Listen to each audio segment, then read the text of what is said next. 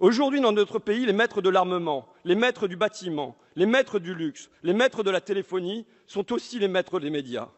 Aujourd'hui, dans notre pays, 10 oligarques se partagent 90% de l'audience des quotidiens, 55% des télés, 40% des radios. Aujourd'hui, dans notre pays, les fraudeurs des Panama ou des Paradise Papers règnent avec tranquillité sur l'Opinion, Le Parisien, Les Échos, Le Figaro, Libération, BFM TV, RMC, L'Express et les autres, avec l'approbation complice des politiques. Aujourd'hui, que ces oligarques s'accaparent les richesses ne suffit pas. Il faut également qu'ils dominent les cerveaux, qui nous instillent le poison de la résignation. Maurice Barrès écrivait que les pauvres aient le sentiment de leur impuissance, voilà une condition première de la paix sociale.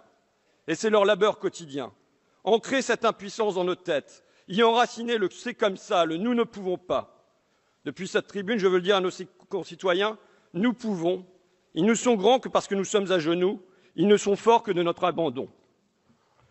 Bien sûr, je le sais bien, que les médias ne forment pas un bloc monolithe, qu'ils sont traversés de contradictions, que les ordres ne tombent pas tout drus de l'actionnaire aux journalistes, qu'il existe et dans toutes les rédactions des Dutton Peabody, des fortes têtes qui résistent, qui se bagarrent. Et je les salue ici, qu'ils soient connus ou inconnus. Reste la fusion, la confusion massive des pouvoirs économiques, politiques, médiatiques. Je vais donner un exemple au sommet, un exemple que vous n'allez pas apprécier.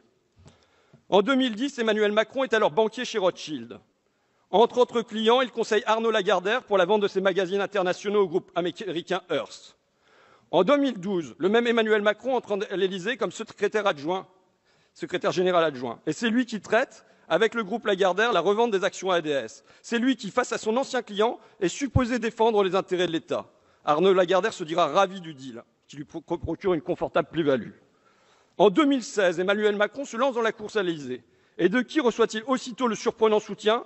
De la presse Lagardère. Le candidat d'En Marche enchaîne les unes du journal du dimanche, les couvertures de Paris Match, les passages sur Europe 1, câlinés à souhait.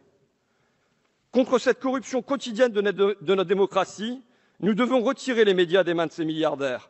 Nous devons libérer les journalistes. Nous devons libérer les Dutton Peabody qui sommeillent en eux. Industrie agroalimentaire, business contre santé, produits chimiques, nos enfants en danger, dépakine, un silence coupable. Toutes ces affaires, c'est le service public qui les a sorties. Ce n'est pas bien, ce n'est vraiment pas bien. Le Premier ministre Édouard Philippe l'a dogmatisé ici, on ne doit pas dénigrer les grandes entreprises. Radio France et France Télévisions méritent donc d'être punis. Vous allez couper dans les crédits de l'audiovisuel public, c'est logique, ils échappent au marché, ils échappent aux mains des maîtres. Heureusement, il restera toujours des francs-tireurs de la caméra ou du stylo, une poignée de Dutton Peabody, qui demeureront avec les petits fermiers et contre les gros éleveurs, avec les salariés, les paysans, les commerçants, contre les multinationales et leurs complices, fussent-ils au gouvernement.